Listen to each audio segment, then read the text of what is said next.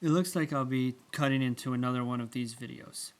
This one is entitled, "The West Must Return to Catholicism for Survival, Escaping this Demographic Meltdown." I think the video is just the cliff notes to a very in-depth sociological analysis that must have been presented at a conference or perhaps as a PhD dissertation. This video leads off with unveiling the secret to the West's demographic decline, an assumption the author offers no evidence for. I can only assume that the author is referring to the spread of Islam into Western nations. This is mostly done by immigration of Muslims out of conservative Muslim nations into the more liberal, secular European nations, and to a slightly lesser extent, the more conservative and less progressive United States. This has been going on long enough for people to have done in-depth studies on the subject, and by and large, third-generation Muslim immigrants are no more likely to be Muslim than any other naturalized citizen of that nation.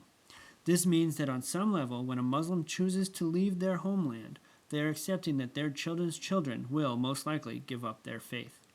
More information on this can be found in this article, but just because the entire premise of your video is wrong, that doesn't mean we can't address the rest of it. Here we have listed for us the dogmas of secular humanism. First, let's look at the definition of dogma. Then read over these dogmas again. Do they fit our definition? Of the three dogmas listed here, I will only be exploring the link between contraception and AIDS. Here is a listing of the countries with the highest birth rates in the world. I think it is fairly safe to say that contraception is not viewed as a common sense in these countries. Of the top 24 countries listed, the majority are Christian nations, with only 9 predominantly Muslim countries on that list. This means that the fastest growing demographic in the world, as far as birth rates are concerned, is the Christian demographic. The following list is the HIV/AIDS prevalence in the world.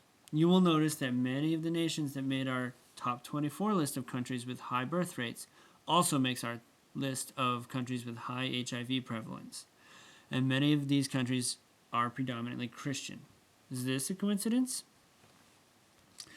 The point made in this slide hinges on the opener, the exponential decline in birth rates. First, let's lead off with a graph representing an exponential decline. See the curved shape and how it levels off around zero? Now here's a graph of birth rates in the United States over the last 60 years. Notice how it is not a curved line and does not approach zero. There is a decline, to be certain, but this decline is offset in our country by immigration. So our population is not growing in number by people simply being born here, but by citizens of one country choosing the United States over their homeland. Here's a list of the lowest birth rates in the world for comparison against the list of the highest. Notice how few countries represented here would qualify as Western. Now take out the predominantly Christian Western nations, and you are left with, well, I don't know, maybe Poland? It seems that secular dogmas have not allowed us to hit bottom yet, but here's to hoping.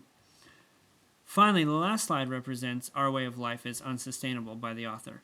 I was going to list the nations by economic growth in the last 30 years, or by increases in human rights, but that last little bit about survival got on my nerves. Instead, I listed countries in regards to life expectancy. Actual survival is a measure of the success of a culture. In these nations, science, medicine, and the dissemination of information have allowed people to live longer lives than their planetary cohabitants.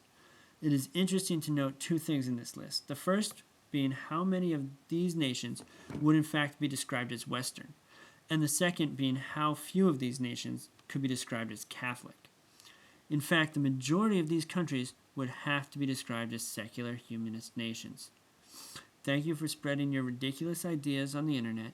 May the constant scrutiny of reason lay waste to your medieval superstitions.